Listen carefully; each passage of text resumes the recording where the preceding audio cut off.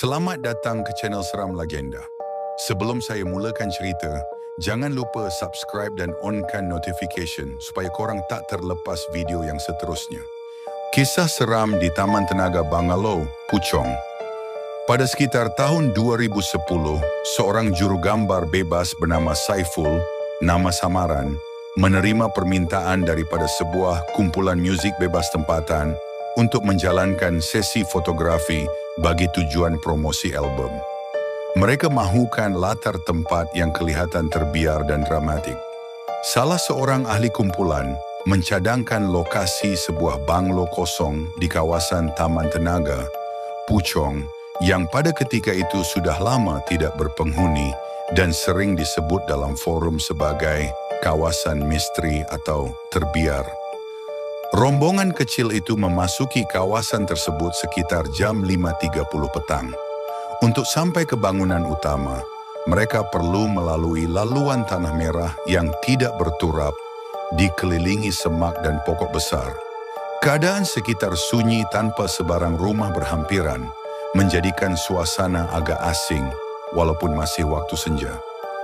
Banglo tersebut dilihat tidak lagi mempunyai pintu utama. Dinding luar dan dalam dipenuhi kesan vandalisme, termasuk lilin yang sudah cair, kesan arang, dan simbol-simbol tidak dikenali yang dipercayai berasal daripada aktiviti penceroboh terdahulu. Tiada bekalan elektrik atau air yang aktif.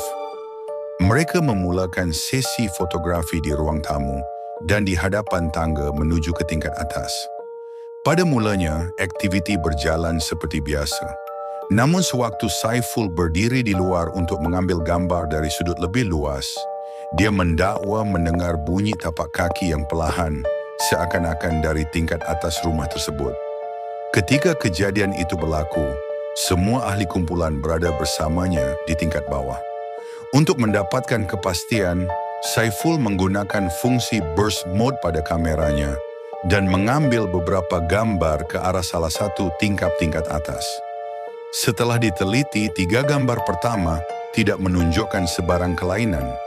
Namun bermula gambar keempat, terdapat bayangan samar menyerupai bentuk tubuh manusia di tepi tingkap. Saiful menunjukkan kepada rakan-rakannya, tetapi mereka tidak membuat sebarang keputusan drastik dan meneruskan sesi seperti biasa. Sekitar jam 6.45 petang, mereka mula beredar dari lokasi.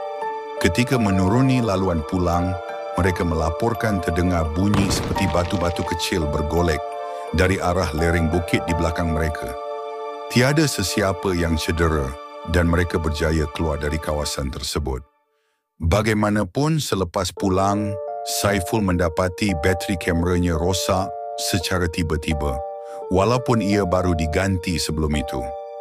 Selain itu, semua gambar lain dalam kad memori hilang, kecuali 10 keping gambar yang diambil ke arah tingkap tadi, termasuk imej yang mengandungi bayangan samar tersebut. Saiful menyatakan bahawa dia tidak membuat sebarang laporan rasmi mengenai kejadian itu memandangkan tiada unsur jenayah berlaku. Namun sejak itu dia memilih untuk tidak lagi menerima tugasan fotografi di lokasi terbengkalai. Kalau korang suka dengan kisah seram seperti ini, jangan lupa tekan like, share dan komen untuk idea kisah seram seterusnya.